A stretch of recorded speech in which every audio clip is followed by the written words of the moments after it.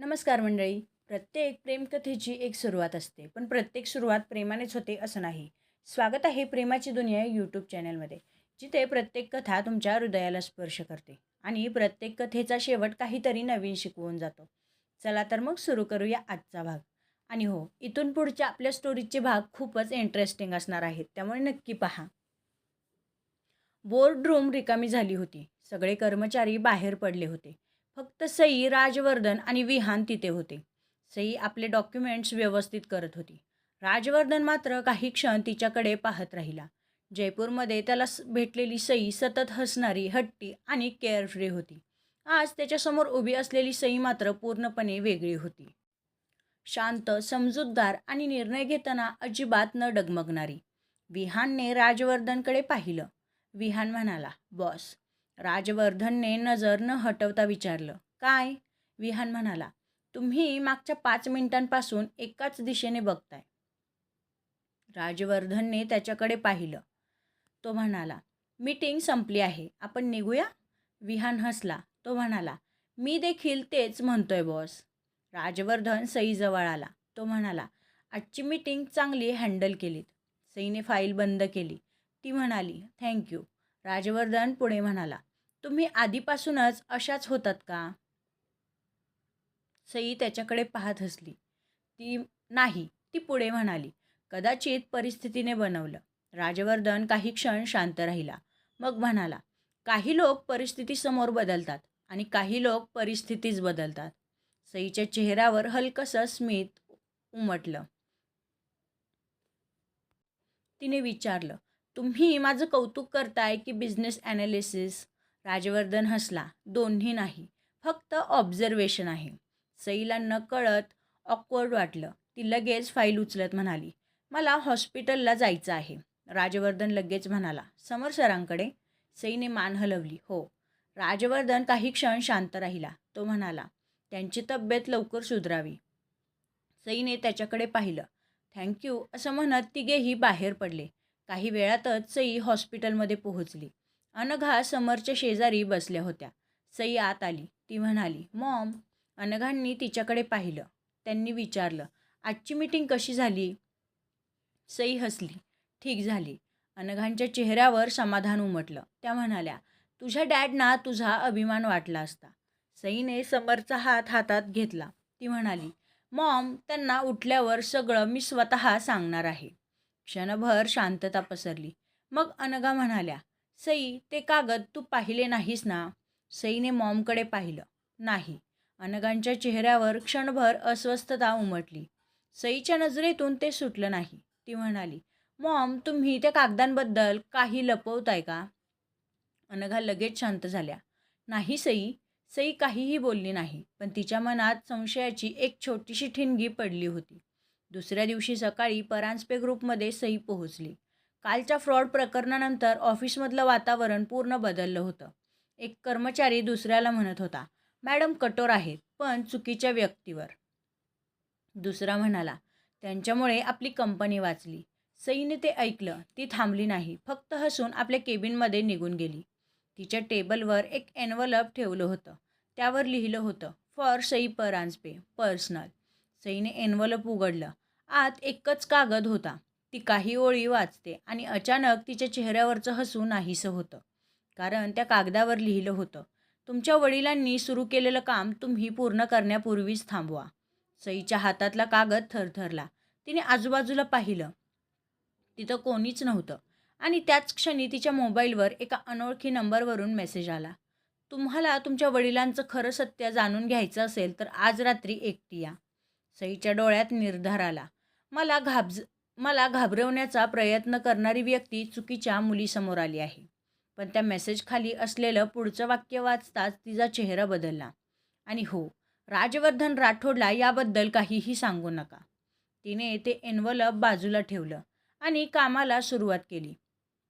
काही वेळाने परांजपे ग्रुपमध्ये सई एका महत्त्वाच्या प्रेझेंटेशनमध्ये व्यस्त होती. तिचं लक्ष पूर्णपणे कामात होतं. तेवढ्यात रिसेप्शनवरून कॉल आला. "मॅडम, राठोड ग्रुपमधून राजवर्धन राठोड आले आहेत." सई काही क्षण शांत राहिली. तिच्या चेहऱ्यावर नकळत हसू उमटलं. सई म्हणाली, "त्यांना आत पाठवा." काही क्षणात राजवर्धन आत आला. हातात फाईल, नेहमीसारखाच शांत चेहरा. पण सई समोर येताच त्याच्या नजरेत हलकीशी मिश्किल चमक आली. तो म्हणाला, आज मला अपॉइंटमेंट घ्यावी लागली. सईने भुवया उंचावल्या. हो, कारण ही माझी कंपनी आहे. राजवर्धन म्हणाला, हो माहिती आहे. जयपूरमध्ये तुम्हाला कोणी थांबवायचं नाही आणि इथे तुमच्या रिसेप्शनिस्टने मला 3 मिनिटं थांबवलं. सई हसू आवरू शकली नाही. त्या 3 मिनिटांसाठी एवढा हिशोब, ती म्हणाली. राजवर्धन मिश्किल हसत म्हणाला, तुम्ही बिझनेसमध्ये प्रत्येक मिनिटचा हिशोब ठेवता म्हणूनच शिकतोय. दोघांच्या नजरा काही क्षण एकमेकांवर स्थिरावल्या. जयपूरमधले दिवस दोघांच्या मनात नकळत चमकून गेले. ती पहिली भेट, सईचा त्याच्यावर राग, राजवर्धनचा तिच्या हट्टीपणावरचा त्रास आणि नंतर त्यांच्या नात्यात आलेली ती अनोखी जवळीक. पण दोघांनीही त्या आठवणींवर शब्द बोलले नाहीत. राजवर्धनने फाईल पुढे केली. बिझनेस प्रपोजल, तो म्हणतो. सईने फाईल घेतली. आणि यावेळी कुठली सरप्राईज कंडिशन नाही ना, तिने विचारलं. राजवर्धन हलकंसं हसला. तुम्ही अजूनही जयपूर विसरलेल्या नाही. सईने त्याच्याकडे पाहिलं. काही गोष्टी विसरण्यासारख्या नसतात. राजवर्धन काही क्षण शांत झाला. त्या एका वाक्याने वातावरण अचानक वेगळं झालं. दोघांनाही जाणवलं त्यांच्यातलं काहीतरी अजूनही तिथेच होतं. तेवढ्यात विहान आत आला. त्याने त्या दोघांकडे पाहिलं, मग फाईलकडे, मग पुन्हा दोघांकडे. तो म्हणाला, बॉस, मी प्रेझेंटेशन घेऊन आलो होतो. थोडं थांबून तो पुढे म्हणाला,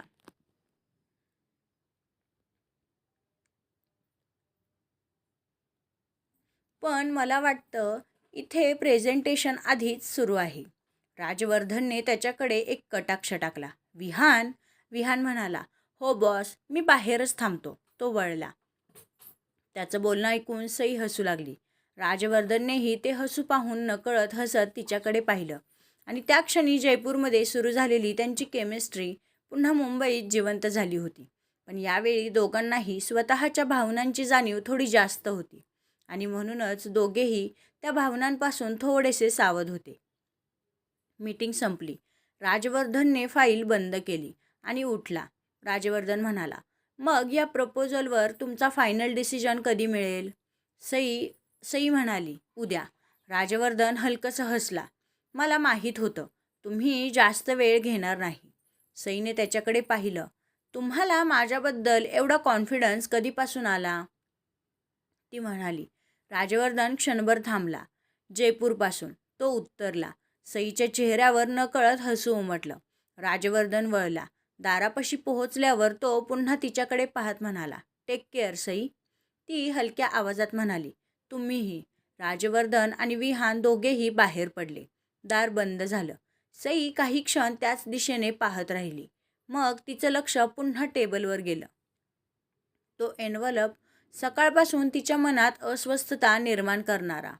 तोच एन्व्हलप सईने पुन्हा हातात घेतला. आतला कागद तिने परत उघडला. तुमच्या वडिलांनी सुरू केलेलं काम तुम्ही पूर्ण करण्यापूर्वी थांबवा. आणि त्याखाली तुम्हाला तुमच्या वडिलांचं खरं सत्य जाणून घ्यायचं असेल तर आज रात्री एकटी या.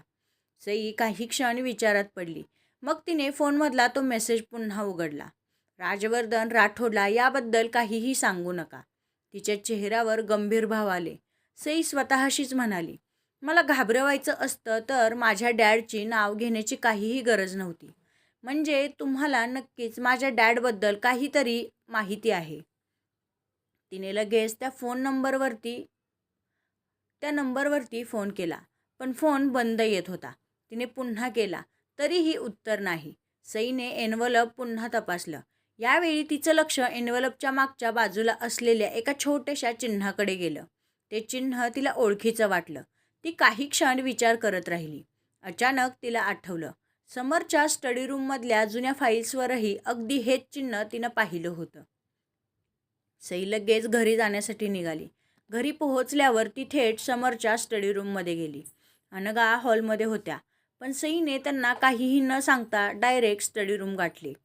तिने स्टडी रूममध्ये पोहोचताच कब्बर्ड उघडलं. तिने जुन्या फाईल्स एक एक करून बाहेर काढल्या आणि शेवटी एक काळी फाईल तिच्या हातात आली. त्यावर तेच चिन्ह होतं. सईने ती फाईल उघडली. आत काही जुने बिझनेस डॉक्युमेंट्स होते, काही कॉन्ट्रॅक्ट्स आणि काही प्रॉपर्टी पेपर्सही होते. त्याचबरोबर एक फोटोग्राफ. सईने तो फोटो हातात घेतला. फोटोत समर एका व्यक्तीसोबत उभे होते, पण त्या व्यक्तीचा चेहरा अर्धा झाकलेला होता. सईने फोटो उलटा केला. मागे समरच्या हस्ताक्षरात फक्त एक वाक्य होतं, याच्यापासून सईला दूर ठेव. सईच्या हातातून तो फोटो जवळजवळ सुटला. हा कोण आहे? तेवढ्यात दारात अनघा उभ्या होत्या. त्यांच्या चेहऱ्यावरचे भाव पाहून सईला सगळं समजलं होतं. ती म्हणाली, मॉम, तुम्हाला याबद्दल नक्की काय माहिती आहे? अनघा काहीच बोलल्या नाहीत. सई त्यांच्या जवळ गेली. मला खरं सांगा. अनघांच्या डोळ्यात पाणी आलं. त्या म्हणाल्या, सई, तुझ्या डॅडनी काही गोष्टी तुझ्यापासून लपवल्या होत्या. सईच्या चेहऱ्यावर प्रश्न उमटला. पण का? अनघा काही क्षण शांत राहिल्या. मग हळू आवाजात म्हणाल्या, कारण त्या व्यक्तीला तुझ्यापर्यंत पोहोचायचं होतं. सई स्तब्ध झाली. माझ्यापर्यंत? अनघांनी मान हलवली. आणि तुझ्या डॅडनी त्याला थांबवलं होतं. सईने पुन्हा तो फोटो आता तिच्या डोळ्यांसमोर एकच प्रश्न होता. समरच्या आयुष्यात अशी कोणती गोष्ट घडली होती ज्यामुळे कुणीतरी आजही माझ्यापर्यंत पोहोचण्याचा प्रयत्न करत होतं? आणि त्याच क्षणी तिच्या मोबाईलवर पुन्हा एक मेसेज आला.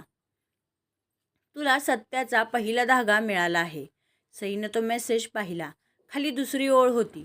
पण अजून तुला हे माहीत नाही की तुझ्या वडिलांनी तुला नक्की कोणापासून वाचवलं? तर मित्रांनो, आपला आजचा भाग इथेच संपत आहे. हा भाग तुम्हाला कसा वाटला हे मला कमेंट करून सांगायला विसरू नका. त्याचबरोबर आपली नवीन स्टोरी सोमवारपासून तुम्हा सर्वांच्या भेटीला येणार आहे, तर नक्की पहा. आणि अनोळखी तुचा रोमॅन्टिक आणि रोमांचक प्रवास चुकवायचा नसेल तर आत्ताच आपल्या चॅनलला सबस्क्राईब करा. व्हिडिओ आवडल्यास व्हिडिओला लाईक आणि शेअर करायला विसरू नका. चला तर मग भेटूया पुढच्या भागात. तोपर्यंत बाय बाय.